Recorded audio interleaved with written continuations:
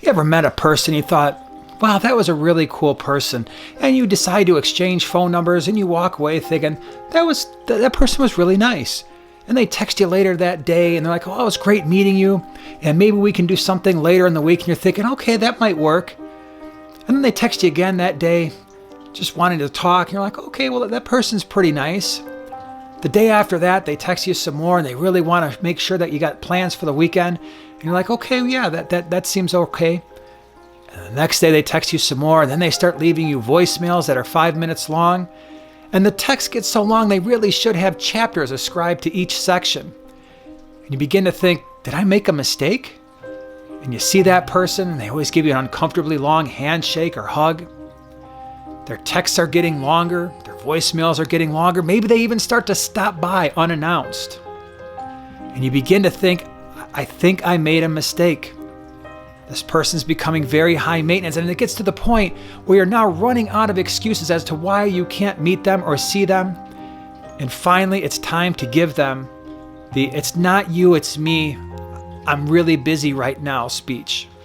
You see, this video is all about the "it's not you, it's me" breakup with the Fluval C2. We've had this filter for over a year, and when we do unboxings, I always promise we'll come back to this stuff in a year and we're gonna see how it's doing. Well, it's been about a year with the Fluval C2, and we've got some things to talk about. Now, this is a filter. I did an original unboxing, like I said, about a year ago. And originally, if you remember, this was actually on our 50-gallon multi-shell dweller aquarium.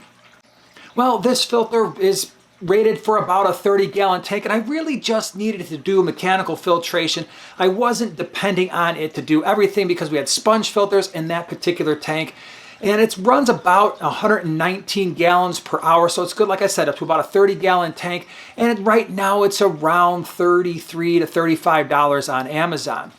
Now, there are some things I like about this filter before we get into the breakup. Originally, I was impressed with how easy it was to add media and how easy it was to maintain this filter, because when you look in the filter compartment, this part just pulls right out. It comes with this filter pad. This thing has lasted a year. That filter pad has lasted an entire year. So it's really easy to pull that out, rinse this. And then once you get beyond that, you have this top little sponge here, and that is designed to house beneficial bacteria. It doesn't do a lot of mechanical filtration, but it is there. It does wind up getting wet when the water flows through. And so you've got some biological filtration capacity right here. And then you lift this part out here, and you can put whatever you want in here. Maybe that's biomedia. For us, we used to just pack this with filter floss. And all of this stuff just slides right back in together. And it's really, really easy and very simple. And so that was a nice feature about this filter. There was an adjustable flow, although the adjustability of this was, I would say, minimal. As you can see right here, you can just move this side to side.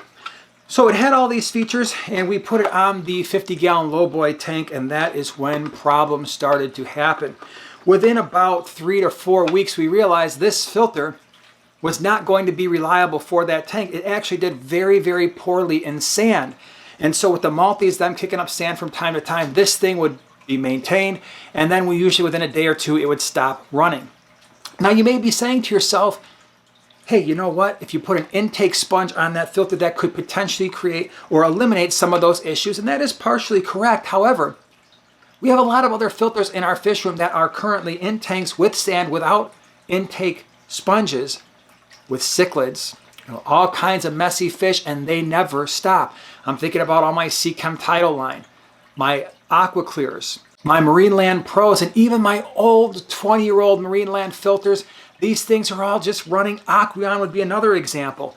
But yet this thing, it stopped every day or two. And so we finally pulled it out of the 50-gallon lowboy, and I said, okay, let's give you a little bit easier of a job. Let's give you an opportunity to redeem yourself. And we put it on the 50-gallon lowboy right behind me. No sand there. And for the most part, it is moderately stocked, and it's not doing all the filtration. Again, on the tank behind me, we have a Seachem Tidal 35. So this was just offering a little bit of extra mechanical filtration, a little bit more water flow. Unfortunately, there were some issues that we discovered with this filter.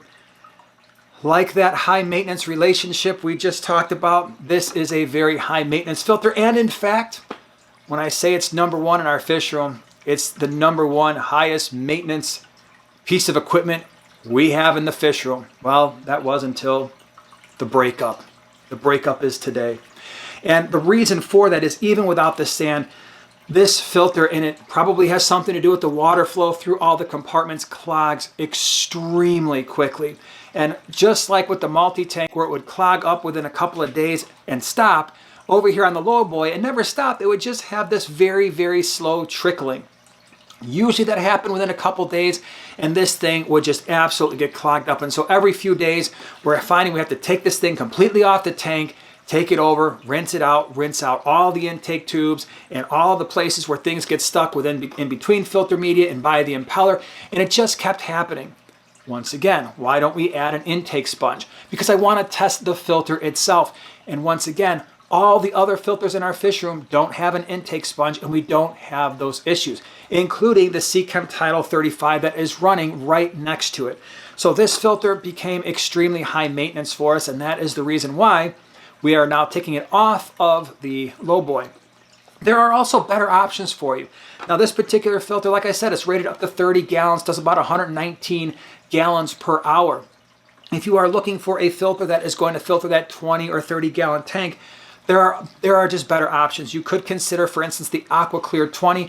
I will put that video in the upper right-hand corner as well as in the description below, as well as an affiliate link for the AquaClear 20 down in the description below. You have the Marineland Pro series. I'm thinking right around that Marineland Pro 125 to 175. That one has some features that this particular filter doesn't have that I think are really important. Thing number one is they have internal motors, which means that filter is going to probably be quieter.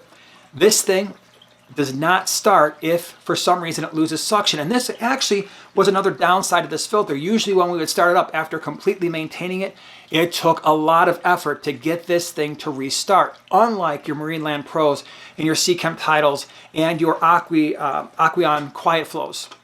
Those filters, because they have the internal motors, they just fire right up. And like I said, they're all very, very quiet. This thing took considerable effort every single time we did a water change to get this thing back up and running again, or every time we did a maintenance where we had to take it completely off the tank, take it apart, reassemble it, fill the hole back with water, and it still wasn't priming very well. Now the AquaClear doesn't have that self-priming feature either, but usually when you fill the back of the AquaClears, they generally start up pretty decently. And so that was a big problem with this particular filter. The other thing I'm not quite crazy about is while you can adjust the flow using this dial right here, this little knob, it's not nearly as good as the Marineland Pro series or the Seachem Tidal line. You can get a lot more adjustment out of that filter. The other thing, and I think this is a big one, and I think it contributes partly to this filter's inability to last a long time in between cleanings. You see the slope of this return here? I don't know how well you can see it, but there's a slope here, and that slope is pretty aggressive. And so basically what's happening is as the water is getting sucked up through the intake and going through all the filter media, as the water comes out, it's coming down at a fairly aggressive angle. Unlike a lot of other filters where the water kind of skims along the surface and kind of shoots out away from the filter, this one dumps water straight down. And so a big problem that we had on this tank as well, independent of just the regular detritus clogging, was we've got some duckweed in that tank. And because the duckweed would come up closer to the return right here, the water would push it down and then it would get stuck to the intake and it would shut this down again. And so I found us a lot of times going ahead and trying to get all the duckweed out of this intake. A intake filter sponge is not going to solve that issue. And so this aggressive return where it's coming straight down, not the best, but not only that, you're not getting very good water circulation in your tank when this thing is pointed down so aggressively. So the bottom line is this: with this particular filter, it is going to go in the retirement bin. Maybe serve as a backup, but quite frankly, I don't even trust it as a backup. This is not a filter I would put on a quarantine tank or a tank where we just brought in some fish, because I don't trust that it's going to be running in a day or two at full velocity. That's a big problem. Unlike a lot of other filters, even if another filter has a bypass, and that bypass is bypassing some of the media, but it's still going into the tank creating water flow, this doesn't do that. It just slows down to a point where it's barely running. So not only are you killing the beneficial bacteria inside this filter because there's no water flow, your beneficial bacteria inside the tank are also dying because there's no water flow.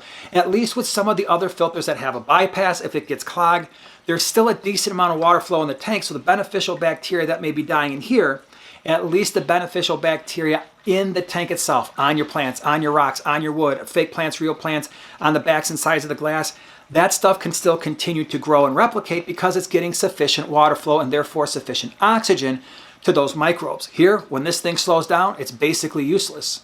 So what we're going to be doing, we're going to be adding this AquaClear 20. Again, it's a small filter. It's going to go on that 50-gallon low boy. It's going to help out the Seachem Tidal 35, just dealing with all of the mechanical filtration, getting stuff out of the water.